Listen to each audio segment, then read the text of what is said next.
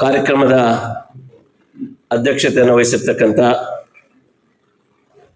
ಪೂರ್ವ ಕ್ಷೇತ್ರದ ನಿರ್ದೇಶಕರು, ಕೋಲಾರ ಹಾಲು ಒಕ್ಕೂಟದ ಮಾಜಿ ಅಧ್ಯಕ್ಷರು, ವೃತ್ತಿಯಲ್ಲಿ ವಕೀಲರು ಆಗಿರ್ತಕ್ಕಂಥ ನಮ್ಮ ಪಕ್ಷದ ಅಧ್ಯಕ್ಷರು ಆಗಿರ್ತಕ್ಕಂಥ ಸನ್ಮಾನ್ಯ ಕಾಡೇನಹಳ್ಳಿ ನಾಗರಾಜಣ್ಣವರೇ, ಪೂರ್ವದ ಪಶ್ಚಿಮದ ನಿರ್ದೇಶಕರು, ಜಿಲ್ಲಾ ಪಂಚಾಯಿತಿ ಮಾಜಿ ಸದಸ್ಯರು ಆದಂಥ ಸನ್ಮಿತ್ರರು ಆದಂಥ ಸಾಮೇಗೌಡ್ರೆ, ಹಿರಿಯರು, ಮಾಜಿ ಜಿಲ್ಲಾ ಪಂಚಾಯಿತಿ ಅಧ್ಯಕ್ಷರು ಮತ್ತು ನಮ್ಮ ಆತ್ಮೀಯರು ಆದಂಥ ಗೀತಾ ಆನಂದ ರೆಡ್ಡಿ ಅಣ್ಣವರೇ, ಹಿರಿಯರಾದಂಥ CN ಪ್ರಕಾಶ್ ಅಣ್ಣವರೇ, ವಿಶೇಷವಾಗಿ ಈ ಕಾರ್ಯಕ್ರಮದಲ್ಲಿ ಉಪಸ್ಥಿತಕ್ಕಂಥ ನಮ್ಮ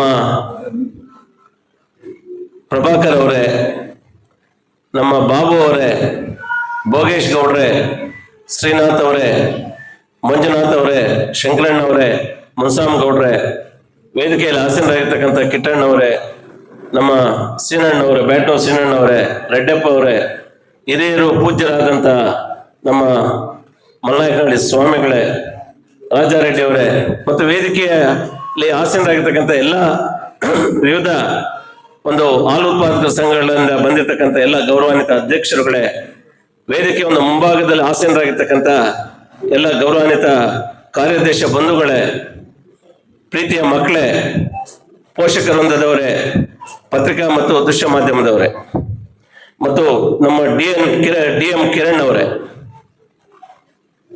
ಇದೊಂದು ಅರ್ಥಪೂರ್ಣವಾದಂಥ ಒಂದು ಕಾರ್ಯಕ್ರಮ.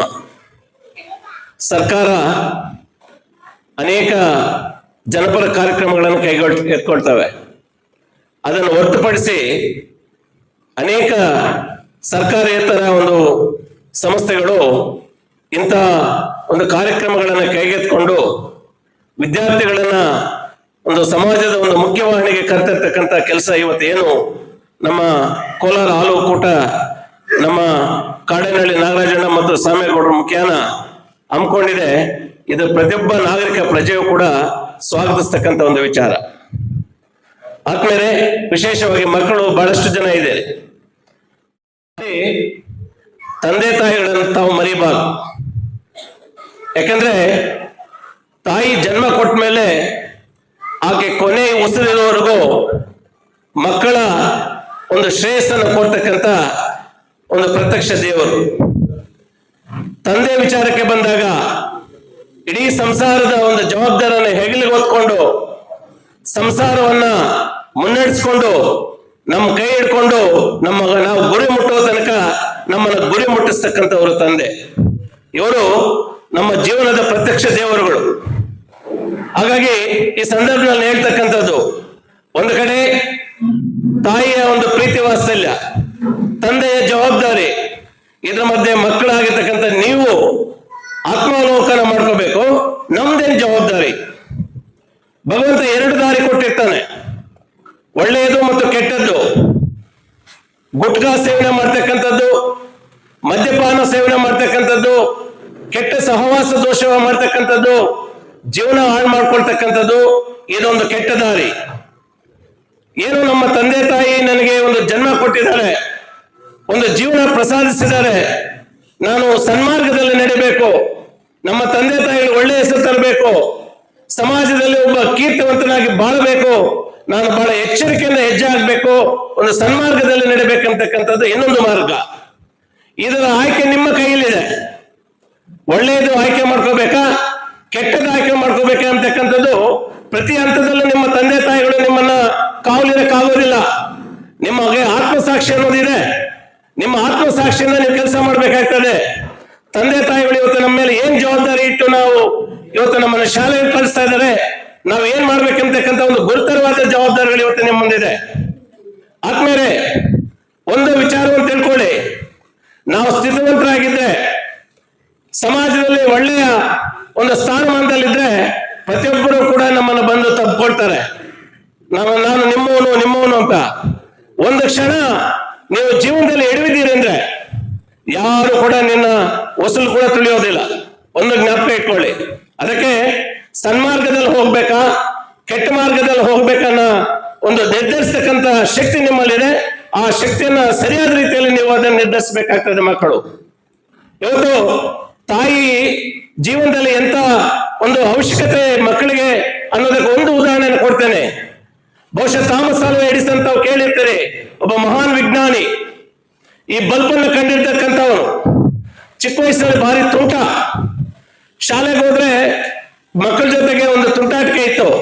ನೋಡಿ ನೋಡಿ ಮಾಸ್ಟರ್ಗೆ ಬೇಸರ ಹಾಕಿ ಸ್ಕೂಲಿಂದ ಆಚೆ ಹಾಕ್ತಾರೆ. ಅಳ್ಕೊಂಡು ತಾಯಿ ಹತ್ರ ಬರ್ತಾನೆ, ಅಮ್ಮ ಮಾಸ್ಟರ್ ನನ್ನ ಕಳಿಸ್ಬಿಟ್ರು, ನೀನ್ ಬೇಡ ಶಾಲೆಗೆ ಬರಬೇಡ ಅಂತ ಹೇಳಿದ್ರು ಅಂತ. ಮತ್ತೆ ಆ ಮಗು ಕೈ ಹಿಡ್ಕೊಂಡು ಶಿಕ್ಷಕರ ಹತ್ರ ಹೋಗ್ತಾಳೆ, ಅಂಗ್ಲಾಚಿ ಬೇಡ್ಕೊಳ್ತಾಳೆ, ಏನೋ ಆಗಿದೆ ಮಗುವನ್ನ ಸೇರಿಸ್ಕೊಳ್ಳಿ ಅಂತ. ಆದ್ರೆ ಮಗು ನನ್ನ ಮಗ ಎಷ್ಟು ಪ್ರತಿಭಾವಂತ ಒಬ್ಬ ತಾಯಿಗೆ ಗೊತ್ತಿತ್ತು, ಅದು ಏನ್ ಹೇಳಿದ್ರು ಕೂಡ ಶಿಕ್ಷಕ ಒಪ್ಪೋದಿಲ್ಲ ತನ್ನ ಶಾಲೆಗೆ ಸೇರಿಸ್ಕೊಳ್ಳೋದಕ್ಕೆ. ಆಗ ತಾಯಿ ಹೇಳ್ತಾಳೆ, ಎ ಡೇ ವಿಲ್ ಕಮ್, ಒಂದು ದಿನ ಬರ್ತದೆ, ಇಡೀ ಪ್ರಪಂಚವೇ ನನ್ನ ಮಗನ ಕಡೆ ನೋಡುವಾಗ ಮಾಡ್ತೇನೆ ನಾನು, ಇದು ನನ್ನ ಶಬ್ದ ಅಂತ ಹೇಳಿ ಹೊರಡ್ತಾಳೆ ತಾಯಿ. ಮನೆ ಪಾಠ ಹೇಳ್ತಾಳೆ, ಅವನಿಗೆ ಒಳ್ಳೆ ವಿದ್ಯಾಭ್ಯಾಸ ಕೊಡಿಸ್ತಾಳೆ, ಒಂದು ಮಹಾನ್ ವಿಜ್ಞಾನಿ ಆಗ್ತಾನೆ. ಒಂದು ಕಡೆ ತನ್ನ ಆತ್ಮಚರಿತ್ರೆಯಲ್ಲಿ ಬರೀತಾನೆ ಯಾರು, ಥಾಮಸ್ ಆಲ್ವಾ ಎಡಿಸನ್. ನಾನು ಈ ಒಂದು ಮಟ್ಟಕ್ಕೆ ಬೆಳೆದಿದ್ದೀನಿ ಅಂತ ಹೇಳಿದ್ರೆ ಅದಕ್ಕೆ ನನ್ನ ಸ್ಫೂರ್ತಿ ನನ್ನ ತಾಯಿ ಅಂತ ಹೇಳ್ತಾನೆ. ಇದು ತಾಯಿಯ ಒಂದು ವ್ಯಕ್ತಿತ್ವ. ಮಕ್ಕಳೇ, ನಿಮ್ಮಲ್ಲಿ ನಾನು ಕಳಕಳಿಯಿಂದ ಮನವಿ ಮಾಡ್ತಕ್ಕಂಥದ್ದು, ಒಂದು ಸನ್ಮಾರ್ಗದಲ್ಲಿ ನಡಿಬೇಕು. ಇವತ್ತು ಒಂದು ಬಹಳ ದುರದೃಷ್ಟಕರವಾದಂತಹ ಸಂಗತಿ ಇವತ್ತು ಈ ವೇದಿಕೆಯಲ್ಲಿ ನಾನು ಹಂಚ್ಕೊಳ್ಬೇಕು ಅಂತಕ್ಕಂಥದ್ದು, ಇವತ್ತು ವೃದ್ಧಾಶ್ರಮಗಳು ಈ ದೇಶದಲ್ಲಿ ಹೆಚ್ಚಾಗ್ತಾ ಇದ್ದಾವೆ. ಜನ್ಮ ಕೊಟ್ಟಂತ ತಂದೆ ತಾಯಿಗಳು, ನಮ್ಮನ್ನ ಲಾಲನೆ ಪಾಲನೆ ಮಾಡಿದಂತ ತಂದೆ ತಾಯಿಗಳು, ಬದುಕಲಿಕ್ಕೆ ಒಂದು ಆಸ್ತಿ ಕೊಟ್ಟವರು, ಜೀವನ ಕೊಟ್ಟವರು, ಒಂದು ದಾರಿ ತೋರಿಸಿದಂತ ತಂದೆ ತಾಯಿಗಳು ಅವ್ರ ವೃದ್ಧಾಪ್ತಿ ವಯಸ್ಸಿಗೆ ಬಂದಾಗ ಅವ್ರು ನಮ್ಗೆ ಬೇಡವಾಗಿದ್ದಾರೆ. ಅವ್ರನ್ನ ಕರ್ಕೊಂಡು ಹೋಗೋದು ವೃದ್ಧಾಶ್ರಮಗಳು ಬಿಡ್ತಾ ಇದೀವಿ. ನಾವು ಯಾವ ದಿಕ್ಕಿನತ್ತ ಸಾಗ್ತಾ ಇದೀವಿ, ನಮ್ಮ ಮನಸ್ಥಿತಿಗಳು ಯಾವ ದಿಕ್ಕಿನತ್ತ ಹೋಗ್ತಾ ಇದೆ. ಕೊನೆಯ ದಿನಗಳಲ್ಲಿ ತಂದೆ ತಾಯಿಗಳು ಕೇಳ್ತಕ್ಕಂಥದ್ದು ಎರಡೇ, ಮಕ್ಕಳ ಒಂದು ಪ್ರೀತಿ ವಾತ್ಸಲ್ಯ, ಇನ್ನೊಂದು ಒಳ್ಳೆಯ ಆರೈಕೆ. ಅಷ್ಟು ಬಿಟ್ರೆ ನಮ್ಮ ಆಸ್ತಿ ಕೇಳಲ್ಲ, ನಮ್ಮ ಹಣ ಕೇಳೋದಿಲ್ಲ. ಒಳ್ಳೆ ರೀತಿಯಲ್ಲಿ ನಮ್ಮನ್ನು ಆರೈಕೆ ಮಾಡಿ ಅಂತ ಕೇಳ್ಕೊಳ್ತಾರೆ. ಅದನ್ನು ಮಕ್ಕಳಾಗಿ ನಾವು ಮಾಡಿಲ್ಲ ಅಂತ ಹೇಳಿದ್ರೆ ಮನುಷ್ಯರಾಗಿ ಹುಟ್ಟಿ ಕೂಡ ನಾವು ಪ್ರಯೋಜನ ಇಲ್ಲ. ಈ ಜವಾಬ್ದಾರಿಯನ್ನು ಹತ್ಕೊಂಡು ಮಕ್ಕಳು, ಯಾಕಂದ್ರೆ ಮಕ್ಕಳು ಯಥೇಚ್ಛವಾಗಿರೋದ್ರಿಂದ ಈ ಮಾತನ್ನ ತಮ್ಮ ಗಮನಕ್ಕೆ ತರ್ತಾ ಇದ್ದೇನೆ. ಇನ್ನ ಇವತ್ತಿನ ಒಂದು ಕಾರ್ಯಕ್ರಮದ ಒಂದು ವಿಚಾರಕ್ಕೆ ಬಂದಾಗ, ಕೋಲಾರ ಹಾಲು ಒಕ್ಕೂಟಕ್ಕೆ ನಾವೆಲ್ಲರೂ ಕೂಡ ಶ್ಲಾಘಿಸಬೇಕಾಗ್ತದೆ. ಇವತ್ತು ಕೋಲಾರ ಹಾಲು ಒಕ್ಕೂಟ ಹಾಲು ಸಂಗ್ರಹಣೆ ಮಾಡಿ ಅದರಿಂದ ಲಾಭ ಪಡಿತಕ್ಕಂಥದ್ದೇ ಒಂದೇ ಉದ್ದೇಶ ಅಲ್ಲ. ಬಂದಂತ ಲಾಭದಲ್ಲಿ ಒಂದು ಸಮಾಜಮುಖಿ ಕೆಲಸಗಳನ್ನು ಇವತ್ತು ಕೈಗೆತ್ಕೊಂಡು ಕೆಲಸ ಮಾಡ್ತಾ ಇದೆಯಲ್ಲ, ಅದಕ್ಕಾಗಿ ಕೋಲಾರ ಹಾಲು ಒಕ್ಕೂಟಕ್ಕೆ ನಾವು ಋಣಿ ಆಗಿರ್ಬೇಕು. ಅವ್ರಿಗೆ ನಾವು ಧನ್ಯವಾದಗಳನ್ನು ಅರ್ಪಿಸಬೇಕಾಗ್ತದೆ. ವಿಶೇಷವಾಗಿ ಪ್ರತಿ ವರ್ಷವೂ ಕೂಡ ನಮ್ಮ ನಾಗರಾಜನವರು ಮತ್ತೆ ಈ ವರ್ಷ ನಮ್ಮ ನಾಗರಾಜನ ಮತ್ತು ಶಾಮೇಗೌಡರು ಮಕ್ಕಳಿಗೆ ಒಂದು ಪ್ರೋತ್ಸಾಹ ಧನವನ್ನು ಕೊಡುವಂತ ಕೆಲಸವನ್ನು ಕೈಗೆತ್ತಿಕೊಂಡಿದ್ದಾರೆ. ಪ್ರತಿಯೊಬ್ಬರು ಕೂಡ ಶ್ಲಾಘಿಸ್ತಕ್ಕಂಥ ಒಂದು ವಿಚಾರ. ಯಾಕಂದ್ರೆ ಏನೋ ಒಂದಷ್ಟು ಚೆಕ್ ಮುಖಾಂತರ ಹಣ ಕೊಡ್ಬೋದು, ಹಣ ಅಲ್ಲ ಮುಖ್ಯ. ಇವತ್ತು ಚೆಕ್ ಕೊಟ್ರೆ ಆ ಮಕ್ಕಳಿಗೆ ಒಂದು ಪ್ರೇರಣೆ ಕೊಟ್ಟಂಗೆ ಆಗ್ತದೆ. ಓ, ನಾನು ಒಳ್ಳೆ ರೀತಿಯಲ್ಲಿ ಓದಿದ್ದೀನಿ, ನಾನು ಓದಿದ್ದನ್ನ ಗುರುತಿಸಿ ಇವತ್ತು ನನಗೆ ಸನ್ಮಾನ ಮಾಡುದು ಅಂತ ಹೇಳಿದ್ರೆ ಇನ್ನು ಮುಂದೆ ನಾನು ಇನ್ನೂ ಚೆನ್ನಾಗಿ ಓದ್ಬೇಕು ಅಂತ ಹೇಳಿ ಅವನಲ್ಲಿ ಒಂದು ಒಳ್ಳೆ ಪ್ರೇರಣೆ ಬಂದು ಅವನು ಮುಂದೆ ಹೋಗೋದಕ್ಕೆ ಅದು ಅನುಕೂಲ ಆಗ್ತದೆ. ಇದು ಗಮನದಲ್ಲಿಟ್ಕೊಂಡು ಇವತ್ತು ಏನು ನಮ್ಮ ನಾಗರಾಜನವರು, ನಮ್ಮ ಶಾಮೇಗೌಡರು ಇವತ್ತು ಒಂದು ಒಳ್ಳೆ ಒಂದು ಜನಪರ ವಿದ್ಯಾರ್ಥಿಗಳನ್ನ ಗುರುತಿಸುವಂತ ಕೆಲಸವನ್ನು ತಾವು ಏನ್ ಮಾಡಿದ್ರೆ ಇದು ಶ್ಲಾಘಿಸ್ತಕ್ಕಂಥ ಒಂದು ವಿಚಾರ. ಪ್ರತಿಯೊಂದು ನಾಗರಿಕ ಸಮಾಜ ಒಪ್ಪುವಂತ ಕೆಲಸ ಇದು. ಅದೇ ರೀತಿ ನಮ್ಮ ನಿರ್ದೇಶಕರುಗಳಾಗಿರ್ತಕ್ಕಂಥ ನಾಗರಾಜನವರು ಮತ್ತು ಶಾಮೇಗೌಡರು ನಾನು ಕಳಕಳಿಯಿಂದ ಮನವಿ ಮಾಡ್ತೇನೆ. ಬಹಳಷ್ಟು ಕುಟುಂಬಗಳಲ್ಲಿ ಪ್ರತಿಭಾವಂತ ವಿದ್ಯಾರ್ಥಿಗಳಿದ್ದಾರೆ, ಆದ್ರೆ ಅವ್ರಿಗೆ ಅವಕಾಶಗಳಿಲ್ಲ. ಎಷ್ಟೋ ಜನ PUC ಪಾಸ್ ಆಗಿ ಮೆಡಿಕಲ್ ಹೋಗ್ತಕ್ಕಂಥ ವಿದ್ಯಾರ್ಥಿಗಳಿದ್ದಾರೆ. ಅಂತ ವಿದ್ಯಾರ್ಥಿಗಳಿಗೆ ಪಾಪ ಆರ್ಥಿಕ ಒಂದು ಮುಗ್ಗಟ್ಟನ್ನು ಎದುರಿಸ್ತಾ ಇದ್ದಾರೆ, ಆರ್ಥಿಕವಾಗಿ ದುರ್ಬಲರಾಗಿದ್ದಾರೆ. ಅಂತ ಕುಟುಂಬಗಳನ್ನ ತಾವು ಗಮನಿಸಿ ಅವ್ರಿಗೆ ಸಹಾಯಧನ ಮಾಡಬೇಕು, ಅವರನ್ನು ಗುರುತಿಸಬೇಕು.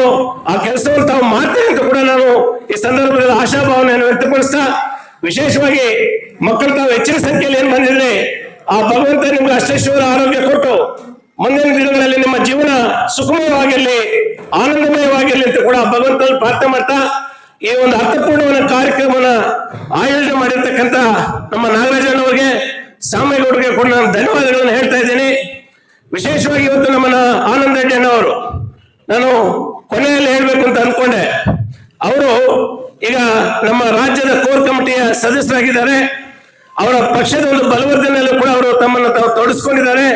ಸೊ ಅಂತವ್ರು ಕೂಡ ಈ ಒಂದು ವೇದಿಕೆಯನ್ನು ಹಂಚ್ಕೊಂಡಿರ್ತಕ್ಕಂಥದ್ದು ನಮ್ಮೆಲ್ಲರಿಗೂ ಸುದೈವ. ನಮ್ಮ ಪ್ರಕಾಶ್ ಅವರು ಕೂಡ ಎಷ್ಟೇ ಕೆಲಸ ಕಾರ್ಯಗಳಿದ್ರು ಕೂಡ ಆ ಒತ್ತಡ ಇದ್ರು ಕೂಡ ಎಲ್ಲ ಕೆಲಸಗಳನ್ನು ಬದಿಗೊತ್ತಿ ಇವತ್ತು ನಮ್ಮ ಜೊತೆ ಮಕ್ಕಳ ಜೊತೆ ಒಂದಷ್ಟು ಕಾಲ ಕಳಿಬೇಕು ಅಂತ ಏನು ಇಲ್ಲಿ ಕಾರ್ಯಕ್ರಮಕ್ಕೆ ಆಗಮಿಸಿದರೆ ಇಲ್ಲಿ ವೇದಿಕೆ ಇರತಕ್ಕಂಥ ಎಲ್ಲ ಗಣ್ಯಮಾನ್ಯರಿಗೆ ನಾನು ಧನ್ಯವಾದಗಳನ್ನು ಹೇಳಿ, ವಿಶೇಷವಾಗಿ ನಿರ್ದೇಶಕರಿಗೆ ಮತ್ತೊಮ್ಮೆ ಮಗದೊಮ್ಮೆ ನನ್ನ ಧನ್ಯವಾದಗಳನ್ನು ಹೇಳಿ ನನ್ನ ಮಾತನ್ನು ಮುಗಿಸ್ತಾ ಇದ್ದೀನಿ. ಜೈ ಹಿಂದ್, ಜೈ ಕರ್ನಾಟಕ.